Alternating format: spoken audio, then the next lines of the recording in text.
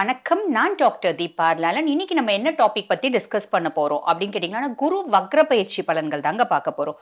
பொதுவா இப்ப இந்த குரு வக்ர பயிற்சி பலன் எப்ப ஸ்டார்ட் ஆகுது அப்படின்னு கேட்டீங்கன்னா, அக்டோபர் 9, 2024 முதல் பிப்ரவரி 4, 2025 வரைக்கும்.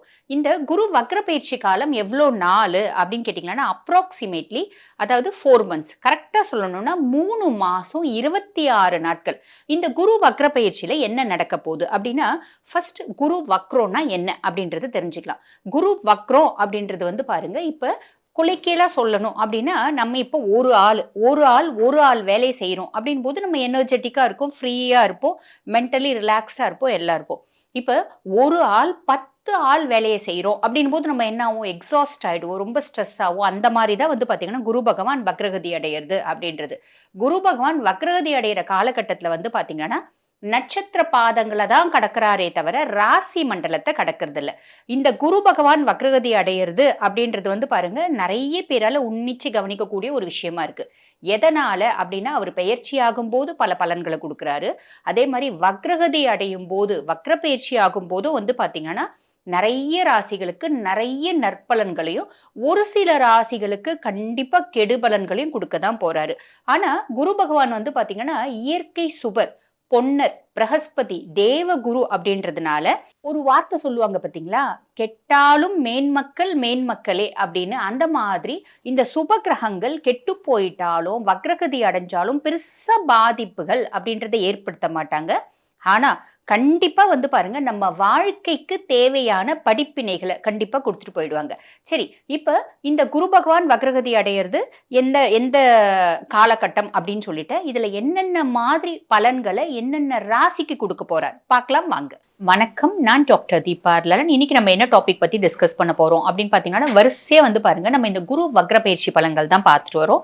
அந்த வரிசையில இப்ப என்ன ராசிய பத்தி டிஸ்கஸ் பண்ண போறோம் அப்படின்னு கேட்டீங்கன்னா, கும்ப ராசி அன்பர்கள் உங்கள பத்தி தான் பார்க்க போறோம். பொதுவா கும்பம் சனியினோட ஆதிக்கம் பெற்ற ராசி. பெருசா இப்ப டைம் வந்து ஃபேவரா இல்ல. பட் இருந்தாலும் ஜென்ரலா வந்து பார்த்தீங்கன்னா, கும்பத்துக்கிட்ட ஏதாவது ஒரு வேலை குடுத்துட்டா போதுங்க. பெர்ஃபெக்ட்டா ராத்திரி பகலா வொர்க் அவுட் பண்ணி பெர்ஃபெக்ட்டா செஞ்சு முடிச்சுடுவாங்க. அப்படிப்பட்ட கும்பராசி அன்பர்கள் குடும்பத்தையும், அதே மாரி பார்த்தீங்கன்னா, வேலை செய்ற இடத்துலயும் ஒரு நல்ல பேர் எடுக்கக்கூடியவங்க. உழைச்சு பெரிய ஆள் ஆகணும். பொதுவா மகரமும் அப்படிதான், கும்பமும் அப்படிதான். உழைக்கும் வர்க்கத்தை சேர்ந்தவங்க. சனியினாலே உழைக்கும் வர்க்கத்தை சேர்ந்தவன் அப்படின்னு தான் சொல்லணும்.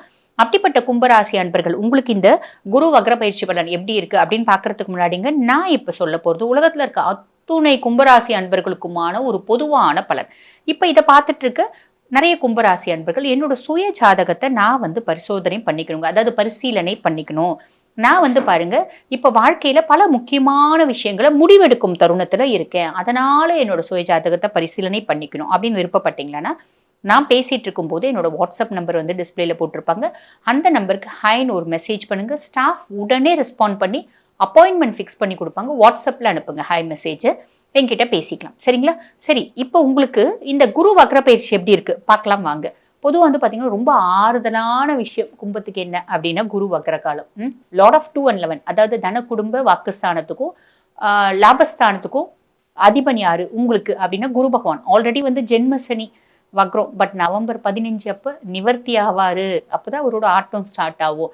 ராகு கேது 2 and 8 பெருசா நல்ல பொசிஷன் கிடையாதுங்க.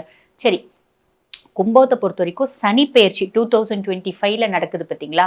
அப்பதான் வந்து பார்த்தீங்கன்னா, ஏறக்குறைய ஒரு பாதி பிரச்சனை தீரும். அது வரைக்கும் வந்து போராட்டம் தான். குரு வந்து 4ஆம் பாவம். இக்கட்டான ஒரு சூழ்நிலை. விடவும் முடியல, ஏத்துக்கவும் முடியல. விட்டொழிக்கலான்னாலும் நம்மள விட்டு போமாட்டேங்குது பிரச்சனை. சொல்லவும் முடியல, மெல்லவும் முடியல. இந்த மாதிரி இத வந்து பாம்புன்னு நினைக்கிறதா, பழுதுன்னு தாண்டுறதா, இப்படி பலவிதமான குழப்பங்கள்ல நீங்க இருக்க தான் செய்றீங்க.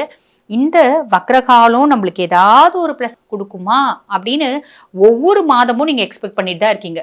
ஒவ்வொரு மாதமும் இந்த மாசம் யாராவது நல்லது சொல்லுவாங்களா? இந்த மாசம் யாராவது நல்லது சொல்லுவாங்களா? அப்படின்னு கேட்டுட்டு இருக்கீங்க. எங்க ஜாக்பாட் அப்படின்னு இருக்கோ உள்ள போய் ஓடி பார்க்குறீங்க. சாரி டு சே பெருசா வந்து நல்லா இல்லைங்க. ஆனா இந்த வக்ர காலத்துல ஒண்ணு நடக்குங்க. என்ன அப்படின்னா, அப்படியே ரொம்ப ஸ்ட்ரெஸ்டா, ரொம்ப டென்ஷனா, என்னடா வாழ்க்கை அப்படின்னு விட்டேத்தியா இருக்கீங்க பார்த்தீங்களா? பொதுவா இப்ப கும்பத்த பத்தி சொல்லணும்னா, நெறைய அன்பர்களோட மனசுல வந்து எப்படி இருக்கு அப்படின்னா, "விட்டதடா ஆசை விளாம்பழத்து ஓட்டை போல" அப்படின்னு பாடியிருப்பாங்க. அந்த மாதிரி மனசுல எதுவுமே இல்ல. ச்சே என்னடா வாழ்க்கை இது எங்க பாரு பிரச்சனை. திரும்புன சைடெல்லாம் வந்து பார்த்தீங்கன்னா பிரச்சனையா இருக்கே. மத்தளத்துக்கு கூட 2 சைடு தான் அடி. நம்மளுக்கு நாலா பக்கமும் அடி விழுதே, 8 திக்குல இருந்தும் அடி விழுதே அப்படின்னு ரொம்ப கஷ்டத்துல இருக்கீங்க. ஆனா வந்து என்ன பாருங்க, உங்களுக்கு பெருசா ஆறுதலா விஷயம் சொல்றதுக்கு இல்ல. ஓரளவுக்கு இந்த வக்ரகதி அப்படின்றது ஒரு ரிலாக்சேஷன குடுக்குங்க. பயங்கர ஸ்ட்ரெஸ் நம்ம மைண்ட் வந்து ஒரு பிரஷர் குக்கர் மாரி இருந்துச்சு பார்த்தீங்களா? ஒரு பாதி ரிலீஸ் ஆன பிரஷர் குக்கர்ல அப்படி தூக்குனா சர் அப்படின்னு ஒரு சின்ன ஒரு பிரஷர் தான் இருக்கும். அந்த மாரி பெருமளவு ரிலீஸ் ஆகும் உங்க மைண்ட் லெவல்ல. ஓகேங்களா? ஸோ நெறைய பேருக்கு வந்து பாருங்க, இது ஒரு பெரிய ப்ளஸ்ஸா தான் நான் பார்க்குறேன். ரொம்ப ஸ்ட்ரெஸ் எக்ஸ்ட்ராடினரி ஸ்ட்ரெஸ்ல கொஞ்சம் ரிலீவ் ஆவீங்க. அது கவலைப்பட வேண்டாம். அடுத்து வந்து பாருங்க, வெஹிக்கிள்ஸ் நெறைய பேர் வந்து பாருங்க, ஒரு பழைய வண்டிய வச்சுட்டே ஓட்டிட்டு இருந்தாங்க. அந்த வண்டிய பார்த்தாலே நம்ம அந்த வண்டியில ஏறணும்னு தோணாது. அந்த மாரி வண்டி ஓட்டிட்டு இருந்தவங்க. ஆ ஒரு ரொம்ப நாளா இதே வண்டி வச்சுட்டு இருக்கேங்க. பெருசா எனக்கு போக்குவரத்து நெருடலுக்காக கூட நான் பெருசா செலவு பண்ண முடியல. அந்த அளவுக்கு எனக்கு பொருளாதாரத்துல ஒரு கிடுக்குப்புடின்னு இருக்கு. பொருளாதாரத்துல ஒரு டல் ஸ்டேஜ்ன்னு இருக்கு. அப்படிலாம் நெறைய பேர் சொன்னீங்க பார்த்தீங்களா? கொஞ்சம் நீங்க என்ன பண்ணீங்க, இப்போ பொருளாதாரத்துல ஓஹோன்னு வந்துறீங்க அப்படி இல்ல. அந்த பழைய வண்டிகள கொஞ்சம் வந்து ஒரு ரிப்பேர் ஏதாவது பண்ணி, ஓரளவுக்கு நல்ல கொஞ்சம் கம்ஃபர்ட் அப்படின்றத ஏற்படுத்திப்பீங்க அப்படின்னு சொல்றேன். நெறைய பேருக்கு வந்து பாருங்க, ஹெல்த் இஷ்யூஸ் இருந்துச்சு பார்த்தீங்களா? நெறைய கும்பராசி அன்பர்களுக்கு. அந்த ஹெல்த் இஷ்யூஸ்ல வந்து பார்த்தீங்கன்னா, நெறைய மேன்மை அப்படின்றதுக்கு எப்படின்னா ஒரு நல்ல டாக்டர் கிடைப்பாங்க. இத ஒரு பெரிய ப்ளஸ்ஸா நான் பார்க்குறேங்க. மனசு ரிலீவ் ஆவறது ஒரு ப்ளஸ்ஸு. வண்டிய கொஞ்சம் ரிப்பேர் பண்ணிக்கிறது ஒரு ப்ளஸ்ஸு. ஹெல்த் இஷ்யூஸ்ல கொஞ்சம் முன்னேற்றம் அப்படின்றது ஒரு ப்ளஸ்ஸு. ஸ்டூடெண்ட்ஸ பொறுத்தவரைக்கும் வந்து பார்த்தீங்களானாங்க, உங்களோட மனத தளர விடாதீங்க. Don't lose your confidence. யாரையும் உங்க கூட கம்பேர் பண்ணிக்காதீங்க. அவ 1 வருஷம் தான் படிச்சா, நீட் சீட் வாங்கிட்டா. இந்த பையன் 1 வருஷம் தான் படிச்சான், ஃபாரின் எக்ஸாம் எம்டி கிளியர் பண்ணிட்டான். இப்படின்னு யாரையும் உங்க கூட கம்பேர் பண்ணிக்காதீங்க. நம்ம வேலை, நம்ம பாட்டுன்னு உழைக்கணும், உழைக்கணும், உழைக்கணும், உழைக்கணும். நேரம் சரியில்ல அப்படின்னும்போது எப்பயுமே வந்துங்க, நேரம் நல்லா இருக்குன்னா 1 மடங்கு உழைப்பு போடணும். நேரம் சரியில்ல அப்படின்னும்போது 10 மடங்கு உழைப்ப போடணும். ஆக மொத்தம் உழைப்ப நிறுத்திட்டு மூலையில உட்கார்ந்து செய்யக்கூடாது. நல்லா ஞாபகம் வச்சுக்கோங்க. So keep on trying. ஒரு நாள் வரும். கண்டிப்பா சக்சஸ் ஆவீங்க. ஃபேமிலிய பொறுத்தவரைக்கும் பார்த்தீங்கன்னா, பிரச்சனைகள் படுத்தி எடுக்கும். பயங்கர நெருடல், பயங்கர காம்ப்ளிகேஷன்ஸ், நெறைய வருத்தம், வெளிய சொல்ல முடியாத பிரச்சனைகள். யார்கிட்டயும் சொல்லவும் முடியாது, வெல்லவும் முடியாது. சொன்னா நம்ம பிள்ளைங்கள தருதலன்னு சொல்லிடுவாங்க. நம்மள இவ என்ன வளர்த்துருக்கா, இவ லட்சணம் பாருன்னு சொல்லுவாங்க. எப்ப நம்ப வந்து அசிங்கப்படுவோம், எப்ப நம்ம கெட்டு போவோம், நம்மள சுத்தி நாலா பக்கமும் 4 கண்கள் இருந்துட்டே இருக்கு. அப்படின்னு வருத்தப்படுறீங்க. அந்த வருத்தம் வந்து தொடருங்க. அதுல பெருசா வந்து முன்னேற்றம் அப்படின்றது வாய்ப்பு கிடையாது. ஆனா இறை வழிபாடு வைங்க. ஓகேங்களா? உங்களோட பிரச்சனைகள் என்ன? அந்த பிரச்சனைக்கு கண்டிப்பாங்க எல்லா கிரகங்களும் பார்த்தீங்கன்னா, நவக்கிரகங்கள பொறுத்தவரைக்கும் ஆராதனை பிரியர்கள்ங்க. புரியுதுங்களா? நம்ம எந்த கிரகத்தினால பிரச்சனை, பிள்ளைங்க பிரச்சனையா, பிள்ளைங்களோட ஜாதகத்த பாருங்க. அது எந்த கிரகத்தினால அந்த பிள்ளைங்கள படுத்தி எடுக்குது அப்படின்னும்போது, அந்த கிரகங்கள கொஞ்சம் பசிஃபை பண்றீங்க, சாந்தப்படுத்துறீங்க அப்படின்னா, அந்த கிரகங்களோட காலையும் பிடிக்கலாம், அந்த கிரகங்களோட தேவதைகளோட காலையும் பிடிக்கலாம். தேவதாஸ் அவங்களோட அதிதேவதை, தேவதைகளோட காலம் பிடிக்கும்போது அந்த கிரகம் வந்து கம்மியாகும். இத ஒரு உதாரணத்துக்கு சொல்றோம் அப்படின்னா, செவ்வாய் பகவான் நம்மள படுத்தி எடுக்கிறான்னு வச்சுக்கோங்களேன், முருகரோட கால பிடிங்க. முருகர் காலடியில சரணாகதி அடைஞ்சிடுங்க. பிரச்சனை பாதிக்கு மேல ஏன் 80% ரிலீவ் ஆயிடுங்க. ஸோ நல்லா ஞாபகம் வச்சுக்கோங்க. எந்த ஒரு பிரச்சனை அப்படின்னாலும் தீர்வு அப்படின்னு இருக்கு.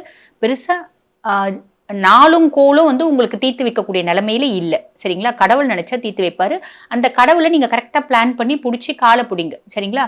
ஆக மொத்தம் வந்து பாருங்க, பெரிய கான்ஃப்ளிக்ட்ஸ் அதெல்லாம் தொடரதாங்க செய்யும். ஆனா இந்த வக்ரத்துல ஒரு நல்லது இருக்குங்க. அது என்ன அப்டின்னா, சின்ன சின்ன நல்லது நான் சொல்லிடுறேன். அதே மாரி இதுவும் ஒரு சின்ன நல்லது. உங்கள சமாதானப்படுத்தும், உணர வைக்கும், புரிய வைக்கும். நம்ம தப்பு செஞ்சுட்டோமா? நம்ம ஒய்ஃப் கிட்ட பேசி பார்த்துருக்கலாமே! ஆ ஒண்ணுமே கிடைக்காது, கிடைக்கலன்னு சொன்னவங்களுக்கு ஏதோ கிடைக்கும். இது எப்படி நான் இப்படி சொல்றது அப்படின்னு வச்சுக்கோங்களேன். இப்ப நெறைய கும்பராசி அன்பர்கள் வந்து பாருங்க, கொஞ்ச நாளா ஹஸ்பண்ட் ஒய்ஃப்குள்ள பயங்கர கான்ஃப்ளிக்ட்ஸ். ஒரே வீட்ல பிரிஞ்சிருக்காங்க. தனித்தனியா பிரிஞ்சுட்டு இருக்காங்க. டிவோர்ஸ் நோக்கி போறாங்க. இப்படி நெறைய விஷயம் இருக்கு பார்த்தீங்களா? இப்ப நீங்க கும்பராசி ஜென்னா இருக்கீங்க அப்படின்னா, நீங்க யோசிப்பீங்க இந்த மாதிரிலாம். நம்மள வந்து ஒண்ணுமே அதாவது நம்ம வந்து தப்பு செஞ்சுட்டோமோ, ஓவரா ரியாக்ட் பண்ணிட்டோமோ, ஒரு மத்தியஸ்தர்கள வச்சு நம்ம ஒய்ஃப் கிட்ட பேசி பார்க்கலாமா? திருப்பி வந்து நம்ம வந்து ஒண்ணா சேர்றதுக்கு பிளான் பண்ணலாமா? ஒண்ணா நம்ம குடும்பத்த நடத்துறதுக்கு முயற்சி செய்யலாமா? இப்படி பலவிதமா யோசிப்பீங்க. இது ஒரு பிளஸ்ஸா தான் நான் பார்க்குறேன்.